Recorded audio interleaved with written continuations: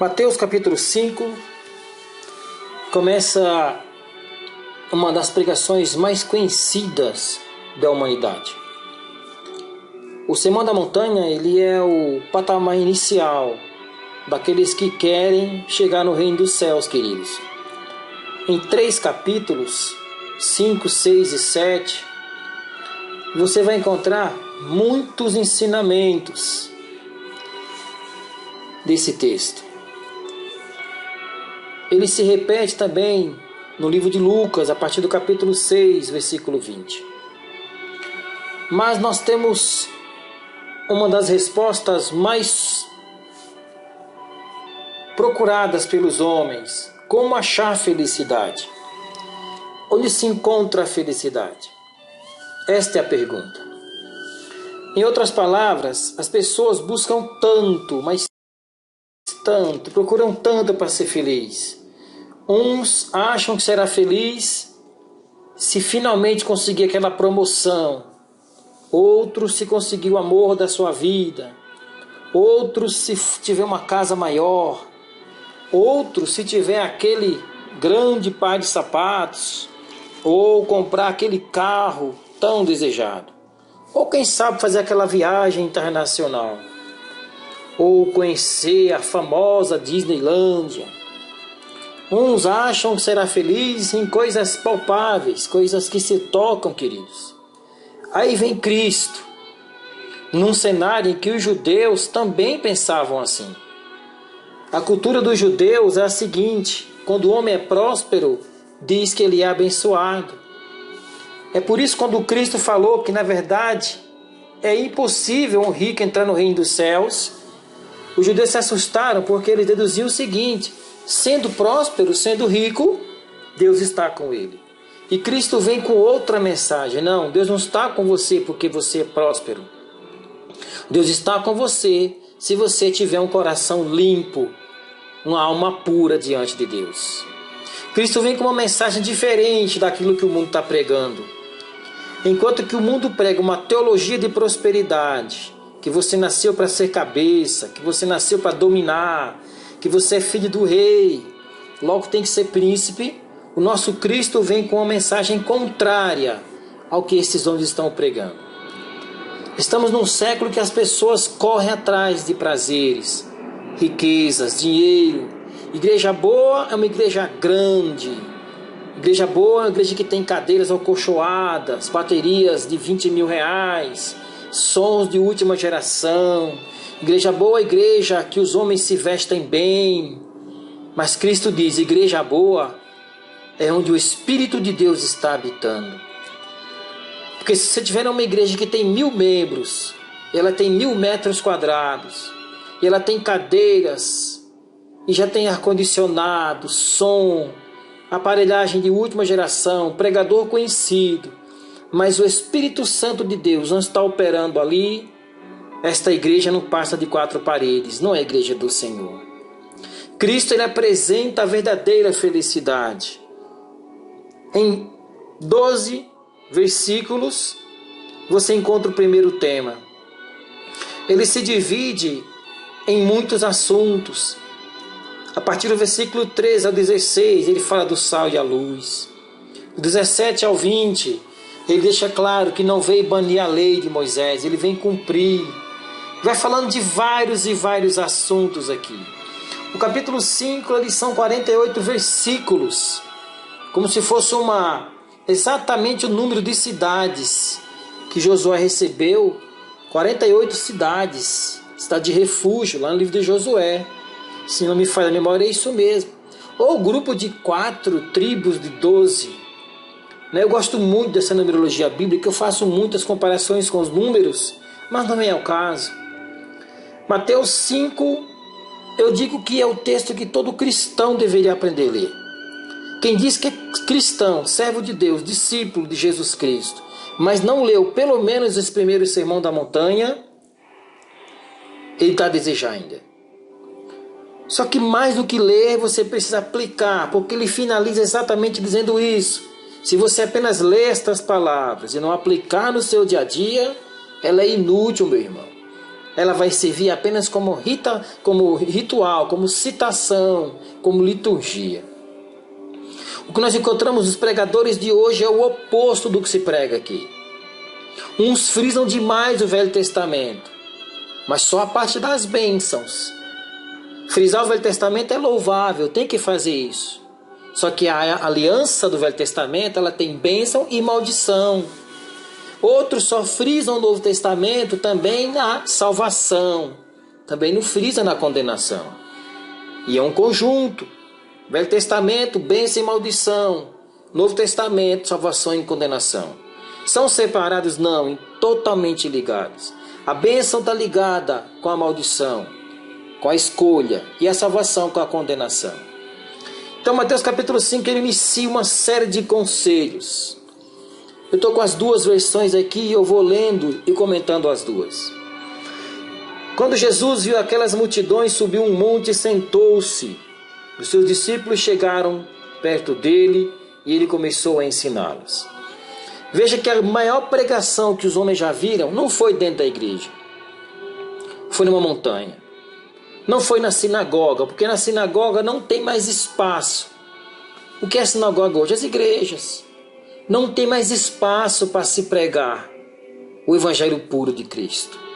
Quando se prega o evangelho puro, pouquíssimas igrejas, pouquíssimas, conta-se nos dedos. Conta-se nos dedos o que pode pregar realmente o evangelho de Cristo. As pessoas agora estão escolhendo o que quer ouvir. Elas estão escolhendo o que quer escutar, o que lhe agrada. Como diz Isaías capítulo 30, versículo 13. Para de pregar, profeta. Para de profetizar. Só fala de lei, de ordenança, de mandamento. Fala-nos coisas aprazíveis, amáveis aos ouvidos. É assim que está. Mas Cristo ali pregava de uma maneira doce? Pregava. Mas também pregava de maneira dura. Sendo doce ou sendo duro, salgado, a intenção é levar o reino dos céus. Então Cristo ele vai na contramão do que aqueles homens aprenderam por tradição. Não era por ordenança divina. Em nenhum momento o Senhor falou para eles que se eles fossem prósperos, era o sinal que Deus estava com eles, não. O sinal que estava com eles era se eles guardassem, ouvissem os mandamentos, atentassem às ordenanças, cumprissem o pacto. Aí seria um povo saudável, uma terra fértil. Êxodo capítulo 15, versículo 23. Não teria enfermidades. No vídeo do capítulo 23, versículo 26, ninguém ia abortar. Não teria mulher estéril. Não teria câncer, ninguém morreria de câncer, ninguém morreria de doenças epiléticas, ninguém tiraria a própria vida, não teria suicídio no meio do povo de Deus, não teria esquizofrênicos. Essa é a ordenança. E por que estamos assim? Porque quebramos a aliança. Alguém pode ser próspero, por exemplo, servindo aos demônios. Os demônios enriquecem rápido. Aqui mesmo, Mateus capítulo 4, ele tentou Cristo. Olha, se prostra a mim, eu te dou as riquezas, tudo é meu. A mim foi dado. Ele mentiu? Não, falou a verdade. Com astúcia, mas falou. Porque todo o reino, o mundo jaz no maligno. O mundo está morrendo na mão do maligno. O príncipe deste mundo, ele já foi derrotado? Já. Ele já perdeu? Já foi julgado. Mas ainda está trabalhando nos últimos suspiros. Até o Senhor o arrancá-lo de uma vez. Mas enfim, queridos. Como se começa Mateus? Comece Mateus comparando com a sua vida, com a minha vida. Eu leio e comparo, eu faço isso. Eu leio e comparo, eu faço isso. Então vamos lá, Mateus capítulo 5, versículo 3. Bem-aventurados os pobres de espírito, porque deles é o reino dos céus. Por que pobre de espíritos? Pessoas que não se acham extremamente fortes. Quando ele fala bem-aventurado, ele fala felizes. São aqueles que não confiam em si mesmos. Pobre de espírito. Em Jeremias capítulo 17, versículo 10 em diante, ele fala que esquadrinha o coração do homem e dá a cada um a sua recompensa. E maldito é o homem que confia na força do seu braço, no próprio homem. Não é no seu semelhante, tá, querido?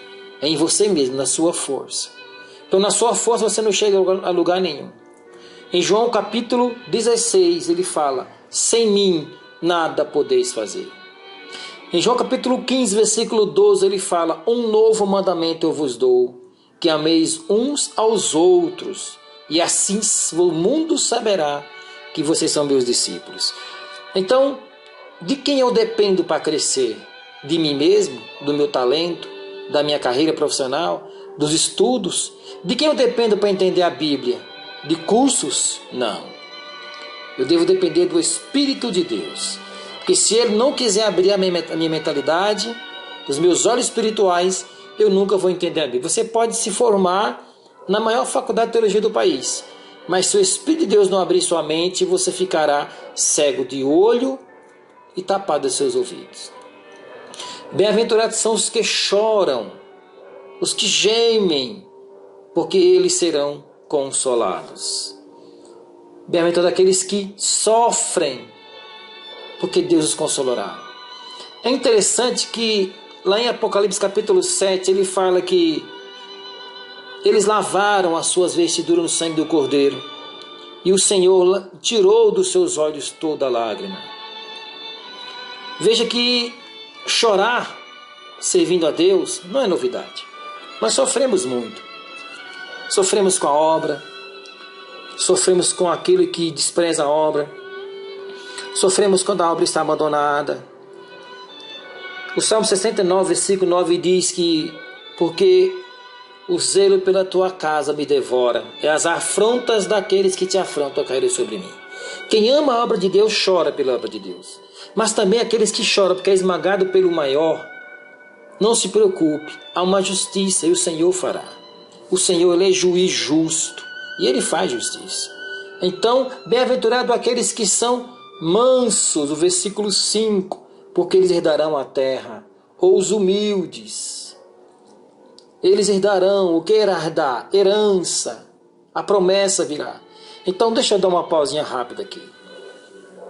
O céu não é para valentões. O céu não é para quem é fortão, querido. Eu vou resolver agora. Se você resolver, você pode cair. O céu não é para quem diz: não, eu preciso de 5 minutos. Eu sou crente, mas meu braço não é crente. Então vá se converter, inclusive seu braço. Porque o céu não é para valentão. Não, eu sou assim, eu não mudo. Você vai ter que mudar. Porque lá no céu não tem valentão. Lá no céu não tem acerto de contas. Lá no céu não tem essa de que, não, quando eu for arrebatado, lá eu me acerto com meu irmão. Não. Tem que acertar agora. Porque lá não tem valentão. Eu vou resolver isso agora. Você que sabe. Mas você pode cair e perder sua salvação. Então, bem-aventuradas as pessoas humildes. Por isso que ele fala assim: aprendei de mim, que eu sou manso e humilde de coração. É uma das marcas do povo de Deus. Agora, irmão, se você é daqueles que, por uma fechada de trânsito, você já desce com a chave de roda na mão, já quer acertar as contas com o seu braço, então você precisa rever seus conceitos e clamar ao Senhor para arrancar isso de você. Na verdade, quem tem que arrancar é você mesmo. Você tem que se esforçar para arrancar. O texto é: mortificai os vossos membros, Colossenses 3,5. O texto é: se o teu olho te joga no inferno, arranca-o. O que arranca-o? Tira a prática. A tua língua é ferina, segura lá dentro, arranca a língua. Tua mão, teu pé te levanta para a condenação, arranca, amarra ele no outro. Melhor que entre no céu sem um do que ir para o inferno por os dois. Isso é uma linguagem figurada. Mas corta, anula aquele membro. É difícil, mas são conselhos do Mestre. Versículo 6: bem-aventurados que têm fome e sede, fome e justiça, porque eles serão fartos. É interessante, a justiça aqui não é você se vingar. Quem é bem-aventurado que tem fome e sede de fazer a vontade de Deus, porque eles deixará satisfeitos. Percebe? As pessoas que têm fome, que têm sede, Isaías 55 fala: ó vós que têm fome, vinde comer. Ó vós que têm sede, vinde beber. Comprai e comei sem dinheiro. Onde existe isso? Onde alguém compra sem dinheiro? Só no reino dos céus. Porque aqui tudo é pago. A água que você bebe é pago. A luz que você usa é paga. Tudo aqui é pago. Até o que você menos imagina tem imposto, é pago. Mas no céu não, no céu é gratuito. do reino do céu só precisa crer, ter fé e guardar-se diante de Deus e herdará esta terra. É interessante que uma das coisas que ele frisa muito, ele criticou muito os fariseus, o versículo 7. Bem-aventurados os misericordiosos, porque eles alcançarão misericórdia. Ou, felizes são as pessoas que têm misericórdia dos outros, pois Deus terá misericórdia delas. A palavra misericórdia quer dizer ter compaixão um do outro. Você tem comida? Doe para quem não tem. Você tem roupa demais? Dê para quem não tem. Você tem condições de ajudar? Ajude. Não seja avarento e o Senhor vai te socorrer. Se você quer juízo para cada do seu irmão, cuidado. Tiago 2,10 diz que o juízo pode chegar por você mesmo. E 2 Pedro, o apóstolo Pedro diz que no capítulo 4, pois se o juízo já começou pela igreja, imagine pelos de fora. O Senhor começa primeiro pela igreja. Se ficar desempregado, aprenderia a lição. Cuidado. Você mesmo pode ser o próximo desempregado. Seria tão bom que ficasse enfermo, aprenderia. Quem dera a doença não chegasse na boca. Cuidado, pode chegar na sua. Não desejo mal para ninguém. Provérbio 29 vai dizer que não fique feliz com a queda do seu inimigo, viu? Porque o Senhor pode ver isso e te cobrar. O que é ter misericórdia? É não ter um juízo pesado sobre os demais. É querer pôr um fardo que ninguém carrega e nem você mesmo. Quantos pastores não matam suas ovelhas com fardos pesados? Rituais, liturgias. Pessoas que só faltam usar uma burca praticamente. Eles obrigam a pessoas a uma roupa longa, um terno, uma gravata, uma roupa especial, mas não ensinam o Cristo a entrar no coração dessa pessoa. Então, irmãos, às vezes pessoas são tão bem vestidas, mas quando você fala um A, a cobra está lá dentro, joga para fora e te morde. Então, queridos, são conselhos do Senhor. Não queira juízo para a casa dos outros. Não queira. Tenha misericórdia. Socorra as pessoas que precisam de ajuda. Palavras do nosso Mestre. Versículo 8. Bem-aventurados os limpos de coração, porque eles verão a Deus. Aleluia. Veja que não é bem-aventurado, feliz aquele que tem uma casa grande, aquele que tem um emprego com alto salário, aquele que, será que eu nunca vou sair do aluguel? Meu irmão, se o Senhor vê que você precisa prosperar, Ele vai prosperar. Se você cumprir as regras e as leis divinas, Ele vai te prosperar. Mas ainda que não te prospere, há uma casa muito maior do que você imagina lá em cima. Esses verão a Deus. Não é pelo salário, não é pela posição social. As pessoas acham, tem um credo no espiritismo, que quanto mais você doe, mais você ajuda, mais você se purificará. Não é assim que funciona. Só verá Deus quem tem um coração limpo. O que é coração limpo? Sem amargura, capaz de perdoar, capaz de estender a mão até para o inimigo que o ofendeu. Percebe? Daniel era excluído de tudo no reino da Babilônia.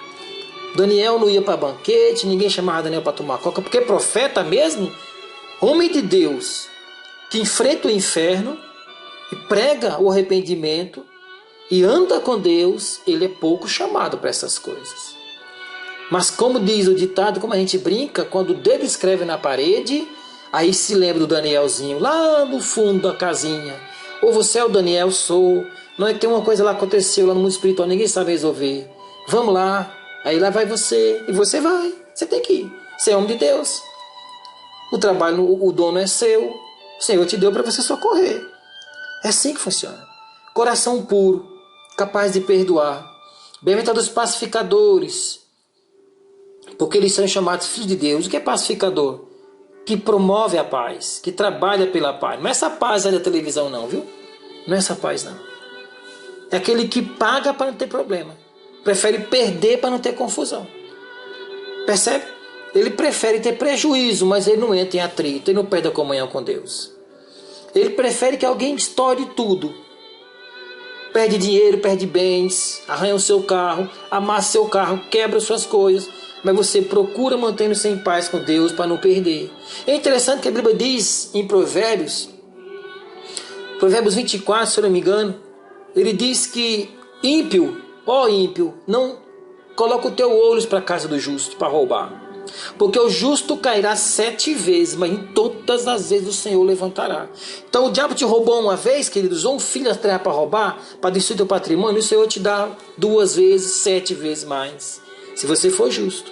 Percebe, o seu juiz é Deus, o Senhor é seu juiz.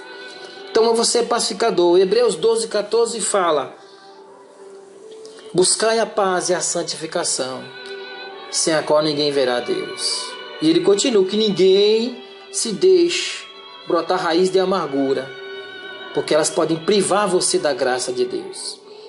Então o pacificador é aquele que faz o possível para ter paz. Apazigua a situação, não resolve tudo no seu braço, não entra em contendas sem motivo nenhum. Pessoas de paz trabalham para manter a paz. Pede perdão sem estar devendo. Percebe? Pede perdão lá, mas ele não errou. Mas ele vai lá para acertar, para deixar o ambiente em paz. Esta é a palavra do nosso Cristo. É a verdade do Evangelho de Jesus Cristo. O Evangelho é o oposto do que estão pregando aí. O Evangelho vai contra as naturezas humanas. O Evangelho não amacia a natureza humana. Ele vai contra. Ele vai contra a natureza carnal, porque a carne não vai entrar nos céus. Carne e sangue não é do reino dos céus, é o Espírito que vai para lá, a alma. E essa alma tem que estar limpa. Como que se limpa a alma? Mortificando a carne, eliminando as paixões carnais, senão não tem como eliminar. Versículo 10. Bem-aventurados que sofrem perseguição por causa da justiça, porque deles é o reino dos céus. Aleluia. Como assim? Você sofrer perseguição porque está fazendo a vontade de Deus, querido, é o normal.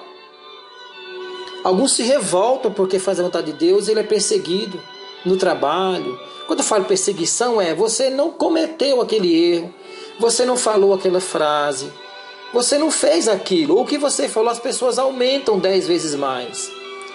Se você estivesse fazendo a vontade dos demônios, com certeza você seria aclamado. É a primeira marca de um falso profeta.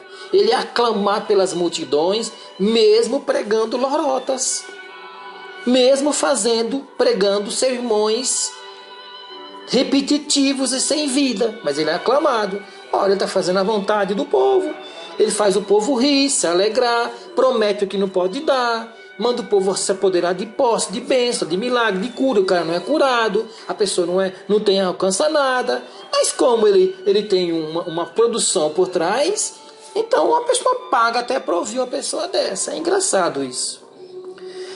Mas aquele que faz a vontade de Deus, ele costuma ser rejeitado.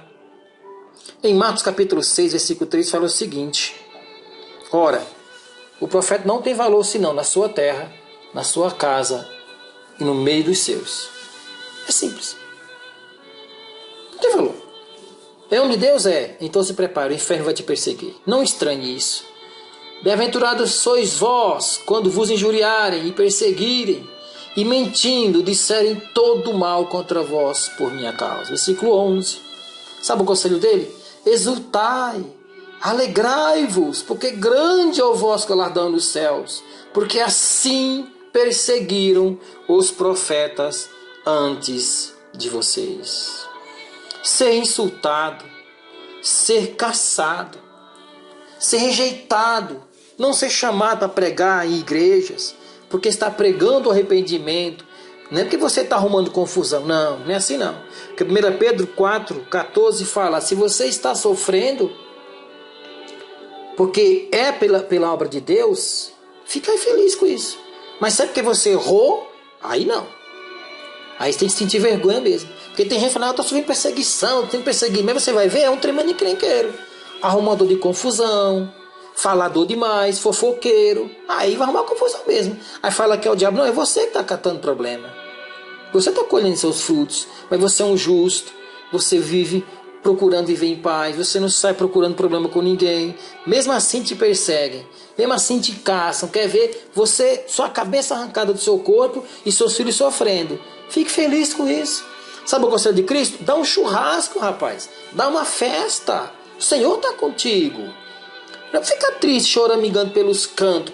Vou parar a obra que alguém me rejeitou a pregação. Alguém me rejeitou o louvor. Alguém me rejeitou. O Senhor te mandou falar aquilo? Foi inspirado? Foi o Senhor que te mandou fazer mesmo? O Senhor, você pregou a palavra do Eterno? Então acalma o seu coração, o Senhor está contigo. 12 versículos, 8 conselhos.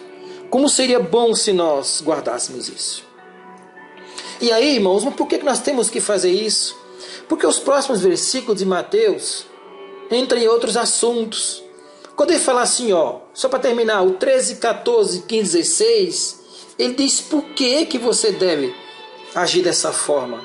Quais são as condições para chegar no reino dos céus? Vocês são o sal para a humanidade. Mas se o sal perde o gosto, deixa de ser o sal e não serve mais para nada. É jogado fora e pisado pelas pessoas que passam. Vocês são a luz para o mundo. Não se pode esconder uma cidade construída sobre um monte. Não dá.